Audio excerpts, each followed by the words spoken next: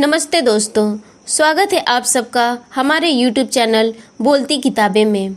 आज प्रस्तुत है प्रेमचंद द्वारा लिखित कहानी प्रतिशोध का दूसरा भाग।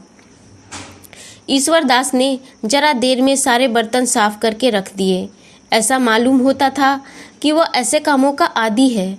बर्तन धोकर उसने सारे बर्तन पानी से भर दिए और तब माथे से पसीना पोंछता हुआ बोला, बाजार से कोई चीज़ लानी हो तो बतला दीजिए, अभी ला दूँ। माया, जी नहीं, माफ़ कीजिए, आप अपने घर का रास्ता लीजिए। ईश्वर दास, तिलोत्तमा, आओ आज तुम्हें सैर करा लाएं। माया, जी नहीं, रहने दीजिए, इस वक्त सैर करने नहीं जाती। माया ने यह शब्द इतने रूखेपन से कहे कि ईश्वर दास का मुंह उतर आया। उसने दोबारा कुछ न कहा, चुपके से चला गया। उसके जाने के बाद माया ने सोचा, मैंने उसके साथ कितनी बेमुरौती की। रेलगाड़ी की उस दुखद घटना के बाद उसके दिल में बराबर प्रतिशोध और मनुष्यता में लड़ाई छिड़ी हुई थी। अगर ईश्वर दास उस मौके पर स्वर्ग के एक दूत की तरह न आता तो आज उसकी क्या हालत होती।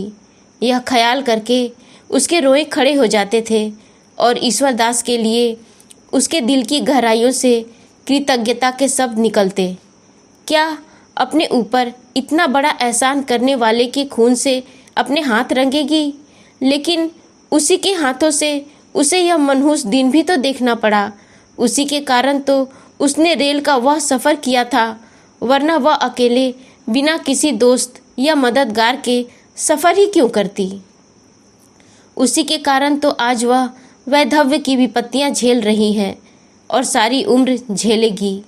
इन बातों का ख्याल करके उसकी आंखें लाल हो जाती, मुंह से एक गरम आह निकल जाती और जी चाहता इसी वक्त कटार लेकर चल पड़े और उसका काम तमाम कर दे। आज माया ने अंतिम निश्चय कर लिया। उसने ईश्वर दास को दावत दी थी, यही उसकी आखिरी दावत होगी। ईश्वर दास ने उस पर एहसान जरूर किए हैं, लेकिन दुनिया में कोई एहसान, कोई नेकी उस शोक के दाग को मिटा सकती है। रात के 9 बजे ईश्वर दास आया तो माया ने अपनी वाणी का प्रेम रात के 9 बजे ईश्वर दास आया तो माया ने अपनी वाणी में प्रेम का आवेग भरकर कहा, बैठिए, आपके लिए गरम गरम पूड़ियाँ निकाल दूँ। ईश्वर दास, क्या अभी तक आप मेरे इंतजार में बैठी हुई हैं?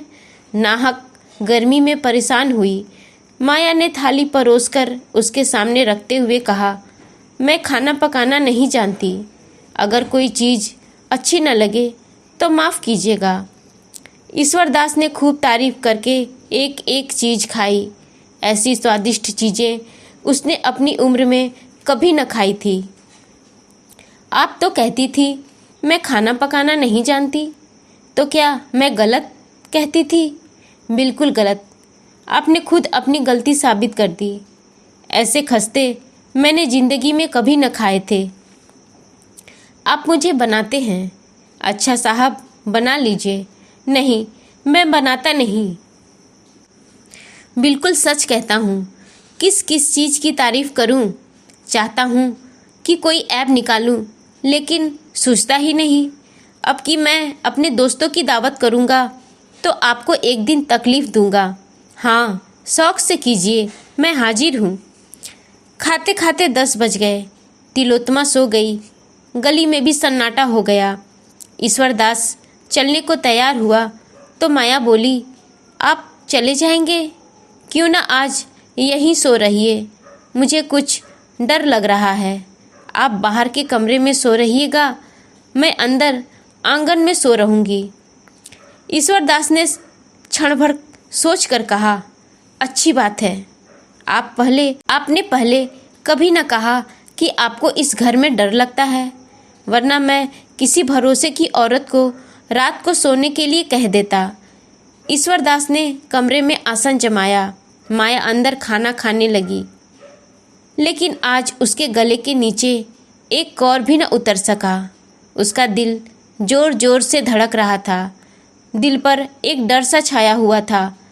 ईश्वर दास कहीं जाग पड़े तो क्या होगा? उसे उस वक्त कितनी शर्मिंदगी होगी। माया ने कटार को खूब तेज कर रखा था। आज दिन भर उसे हाथ में लेकर अभ्यास किया था। वह इस तरह वार करेगी कि खाली ही न जाए। अगर ईश्वरदास जाग पड़ा तो जानलेवा घाव लगेगा।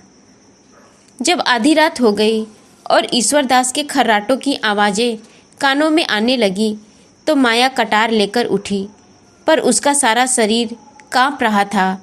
भय और संकल्प, आकर्षण और घृणा एक साथ कभी उसे एक कदम आगे बढ़ा देती, कभी पीछे हटा देती।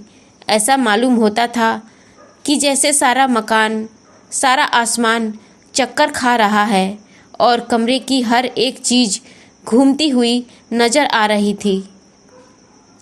मगर एक क्षण में यह बेचैनी दूर हो गई और दिल पर डर छा गया। वह दबे पांव ईश्वरदास के कमरे तक आई, फिर उसके कदम वहीं जम गए। उसकी आंखों से आंसू बहने लगे। आह, मैं कितनी कमज़ोर हूँ। जिस आदमी ने मेरा सर्वनाश कर दिया, मेरी हरी भरी खेती उजाड़ दी, मेरे लहलहाते हुए उपवन को वीरान कर दिया, मुझे हमेशा के लिए आग के जलते हुए कुंडों में डाल दिया, उससे मैं खून का बदला भी नहीं ले सकती। वह मेरी ही बहनें थीं जो तलवार और बंदूक लेकर मैदान में लड़ती थीं, दहकती हुई चिता में हंसते हंसते बैठ जाती थी। उसे उस वक्त ऐसा मालूम हुआ कि मिस्टर व्यास सामने खड़े हैं और उसे आगे बढ़ने की प्रेरणा दे रहे हैं। कह रहे हैं, क्या तुम मेरे खून का बदला न लोगी? मेरी आत्मा प्रतिशोध के लिए तड़प रही है। क्या उसे हमेशा हमेशा यूं ही तड़पाती रहोगी? क्या यही वफा की शर्त थी? इन विचारों ने माया की भावनाओं को भड़का दिया। उसकी आंखों में खून सा उतर आया और उसकी आंखें लाल हो गई। होंठ दांतों के नीचे दब गए और कटार के मत्थे पर मुट्ठी बंध गई। एक उन्माद सा छा गया। उसने कमरे के अंदर पैर रखा, मगर ईश्वरदास की आंखें खुल गई थी। कमरे में लालटेन की मध्यम रोशनी थी। माया की आहट पाकर वह चौंका और सिर उठाकर देखा तो खून सर्द हो गया। माया प्रलय की मूर्ति बनी हाथ में नंगी कटार लिए उसकी तरफ चली आ रही थी। वह चारपाई से उठकर खड़ा हो गया और घबरा कर बोला, क्या है बहन, यह कटार क्यों लिए हुए हो? माया ने कहा, यह कटार तुम्हारे खून की प्यासी है, क्योंकि तुमने मेरे पति का खून किया है। ईश्वरदास का चेहरा पीला पड़ गया। बोला, मैंने? हाँ, तुमने। तुम्ही ने लाहौर में मेरे पति की हत्या की जब वे एक मुकदमे की पैरवी करने गए थे। क्या तुम इससे इनकार कर सकते हो? मेरे पति की आत्मा ने खुद तुम्हारा पता बतलाया है। तो तुम मिस्टर व्यास की बीबी हो? हाँ, मैं उनकी बदनसीब बीबी हूँ और तुम मेरा सुहाग लूटने वाले हो। तुमने मेरे ऊपर एहसान किए हैं, लेकिन एहसानों से मेरे दिल की आग नहीं बुझ सकती, वह तुम्हारे खून से ही बुझेगी। ईश्वरदास ने माया की ओर याचना भरी आंखों से देखकर कहा, आपका यही फैसला है तो लीजिए, यह सर हाजिर है। अगर मेरे खून से आपके दिल की आग बुझ जाए तो मैं खुद उसे आपके कदमों पर गिरा दूंगा। लेकिन जिस तरह आप मेरे खून से अपनी तलवार की प्यास बुझाना अपना धर्म समझती हैं, उसी तरह मैंने भी मिस्टर व्यास को कत्ल करना अपना धर्म समझा। आपको मालूम है, ईश्वरदास ने माया की ओर याचना भरी आंखों से देखकर कहा, अगर आपका यही फैसला है तो लीजिए, यह सर हाजिर है। अगर मेरे खून से आपके दिल की आग बुझ जाए तो मैं खुद उसे आपके कदमों पर गिरा दूंगा। लेकिन जिस तरह आप मेरे खून से अपनी तलवार की प्यास बुझाना अपना धर्म समझती हैं, उसी तरह मैंने भी मिस्टर व्यास को कत्ल करना अपना धर्म समझा। आपको मालूम है, वह एक राजनीतिक मुकदमे की पैरवी करने लाहौर गए थे, लेकिन मिस्टर व्यास ने जिस तरह अपनी ऊंची कानून लियाकत का इस्तेमाल किया, पुलिस को झूठी शहादतों को तैयार करने में जिस तरह मदद की, जिस बेरहमी और बेदर्दी से बेबस और बेगुनाह नौजवानों को तबाह किया, उसे मैं सह न सकता था। उन दिनों अदालत में तमाशाइयों की बेइंतहा भीड़ रहती थी। सभी अदालत से मिस्टर व्यास को कोसते हुए जाते थे। मैं तो मुकदमे की हकीकत को जानता था, इसलिए मेरी आत्मा सिर्फ कोसने और गालियों देने से शांत न हो सकती थी। मैं आपसे क्या कहूँ? मिस्टर व्यास ने आंखें खोलकर समझबूझकर झूठ को सच साबित किया और कितने ही घरानों को बेचिराग कर दिया। आज कितनी माएँ अपने बेटों के लिए खून के आंसू रो रही हैं, कितनी ही औरतें रंडापे की आग में जल रही हैं। पुलिस कितनी ही ज्यादतियाँ करे, हम परवाह नहीं करते। पुलिस से हम इसके सिवा और उम्मीद नहीं रखते। उसमें ज़्यादातर जाहिल सोहदे लुच्चे भरे हुए हैं। सरकार ने इस महकमे को कायम ही इसलिए किया है कि वह रियाया को तंग करे, मगर वकीलों से हम इंसाफ की उम्मीद रखते हैं। हम उनकी इज्जत करते हैं। वे उच्च कोटि के पढ़े लिखे सजग लोग होते हैं। जब ऐसे आदमियों को हम पुलिस के हाथों की कठपुतली बना हुआ देखते हैं तो हमारे क्रोध की सीमा नहीं रहती। मैं मिस्टर व्यास का प्रशंसक था, मगर जब मैंने उन्हें बेगुनाह मुजलिमों से जबरन जुर्म का इकबाल कराते देखा तो मुझे उनसे नफरत हो गई। गरीब मुजलिम रात दिन उल्टे लटकाए जाते थे सिर्फ इसलिए कि वे अपना जुर्म जो उन्होंने कभी नहीं किया इकबाल कर ले। उनकी नाक में लाल मिर्च का धुआं डाला जाता था। मिस्टर व्यास यह सारी जातियाँ सिर्फ अपनी आंखों से देखते ही नहीं थे, बल्कि उन्हीं के इशारों पर वह सब की जाती थी। माया के चेहरे की कठोरता जाती रही। उसकी जगह जायज गुस्से की गर्मी पैदा हुई। बोली, इसका आपके पास कोई सबूत है कि उन्होंने मुजलिमों पर ऐसी सख्तियाँ की? यह सारी बातें आम तौर पर मशहूर थी। लाहौर का बच्चा बच्चा जानता है। मैंने खुद अपनी आंखों से देखी। इसके सिवा मैं और क्या सबूत दे सकता हूँ? उन बेचारों का बस इतना कसूर था कि वह हिंदुस्तान के सच्चे दोस्त थे। अपना सारा वक्त प्रजा की शिक्षा और सेवा में खर्च करते थे, भूखे रहते थे, प्रजा पर पुलिस हुक्काम की सख्तियाँ न होने देते थे। यही उनका गुनाह था और इसी गुनाह की सज़ा दिलाने में मिस्टर व्यास पुलिस के दाहिने हाथ बने हुए थे। माया के हाथ से खंजर गिर पड़ा। उसकी आंखों में आंसू भर आए। बोली, मुझे न मालूम था कि वे ऐसी हरकत भी कर सकते हैं।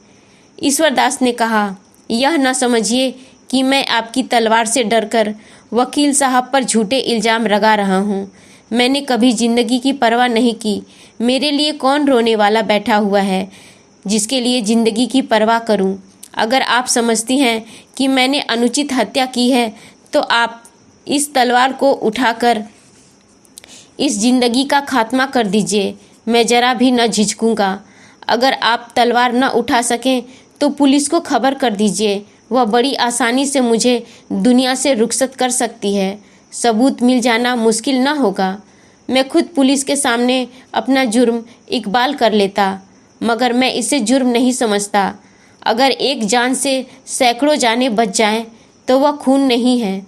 मैं सिर्फ इसलिए ज़िंदा रहना चाहता हूँ कि शायद किसी ऐसे ही मौके पर फिर मेरी ज़रूरत पड़े। माया ने रोते हुए कहा, अगर तुम्हारा बयान सही है तो मैं तुम्हारा खून माफ़ करती हूँ। तुमने जो किया इसका फैसला ईश्वर करेंगे। तुमसे मेरी प्रार्थना है कि मेरे पति के हाथों जो घर तबाह हुए हैं उनका मुझे पता बतला दो। शायद मैं उनकी कुछ सेवा कर सकूं।